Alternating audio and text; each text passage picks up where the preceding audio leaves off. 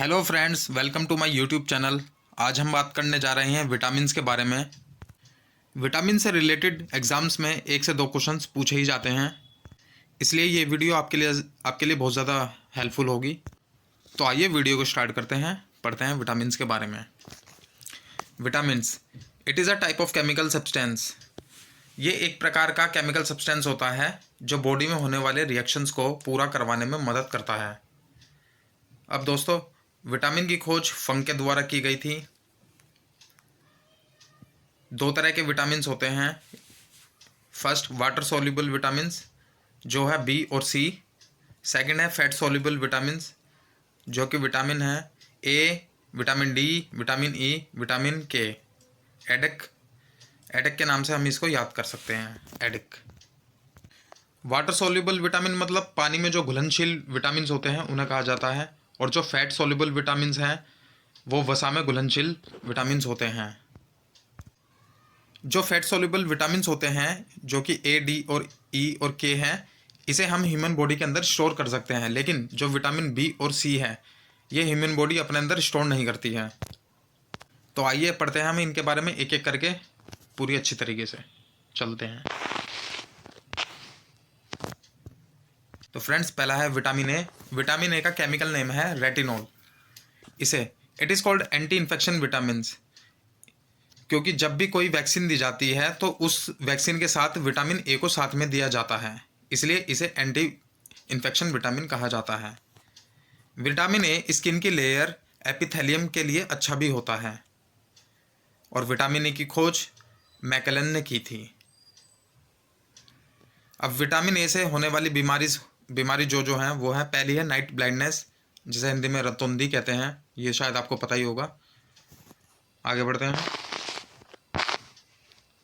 कैरेटोमलेशिया, इस बीमारी में दोस्तों आंखों का जो कॉर्निया का साइज होता है वो अबनॉर्मल हो जाता है।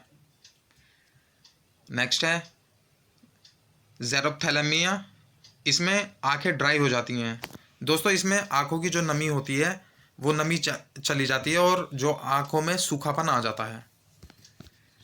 तो दोस्तों, इसके हम सोर्सेज देख लेते हैं, स्रोत। तो विटामिन ए की कमी को दूर करने के लिए गोल्डन राइस, कैरेट यानी कि गाजर, टमाटो और एग, ये हेल्पफुल होते हैं। चलते हैं नेक्स्ट विटामिन पे। विटामिन डी, दोस्तों इसका केमिकल नेम है calciferol. It absorb the calcium and it is also called hormone vitamins. ये कैल्शियम को सोखने में मदद करता है और इसे हम हार्मोन विटामिन भी कहते हैं, क्योंकि बॉडी के अंदर ये हार्मोन्स की वजह से खुद ही बनता है। नेक्स्ट, ये विटामिन डी पीटीएच, पैराथायरोक्सिन या फिर पैराथायरॉयड के साथ मिलकर कार्य करता है। नेक्स्ट है विटामिन D2, एग्रो कैल्सीफेरोल इसका केमिकल नेम है। फिर है विटामिन 3, कोलियो कैल्सीफेरोल, ये भी इसका केमिकल नेम है। अब vitamin D discovered by Hopkins, vitamin D की खोज हॉपकिंस के द्वारा की गई थी। आगे बढ़ते हैं दोस्तों। विटामिन डी की कमी से होने वाली जो बीमारियां हैं बच्चों में होती है रिकेट्स, और जो बड़े होते हैं एडल्ट होते हैं उनके अंदर होती है ओस्टियोमलेशिया और ओस्टियोपोरोसिस। दोस्तों, ओस्टियोमलेशिया ये महिलाओं में बीमारी पाई जाती है ज़्यादा। ओस्टियोपोरोसिस कोई बीमारी नहीं है, लेकिन इसी बीमारी कह सकते हैं। इसमें हड्डियां बहुत ज़्यादा नाजुक हो जाती हैं। इसके स्रोत हैं सनलाइट, सूर्य की किरणें, मिल्क, एग, घी। अब पढ़ते हैं स्टडी ऑफ बोन्स, उसे कहते हैं osteology. Study of diseases of bones उसे कहते हैं ऑर्थोलॉजी, और डॉक्टर ऑफ बोन्स को कहते हैं हम ऑस्टियोलॉजिस्ट। आगे बढ़ते हैं।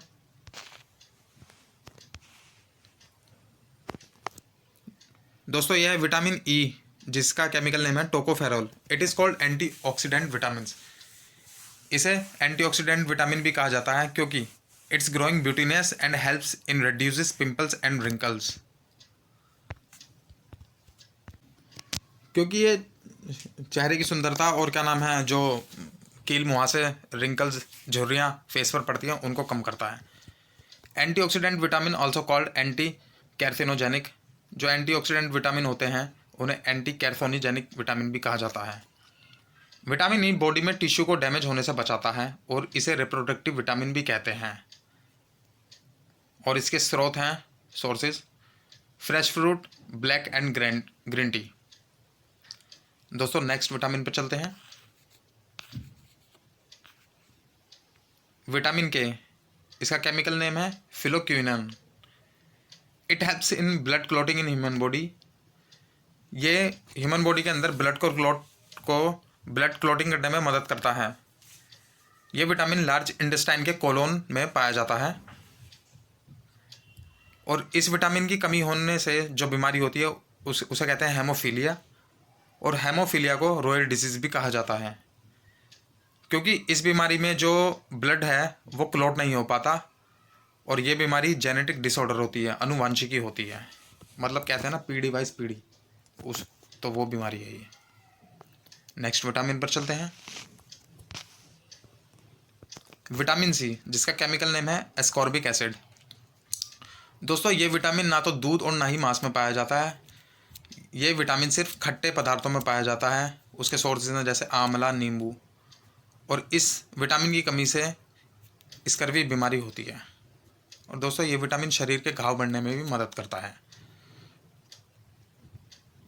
नेक्स्ट विटामिन पर चलते हैं। Vitamin B, it is called complex vitamin.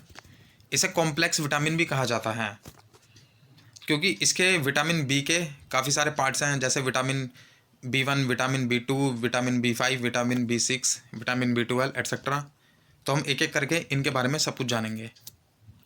Vitamin B और विटामिन B1 दोनों का कॉमन नाम थायमिन है, मतलब इसका केमिकल नेम है थायमिन।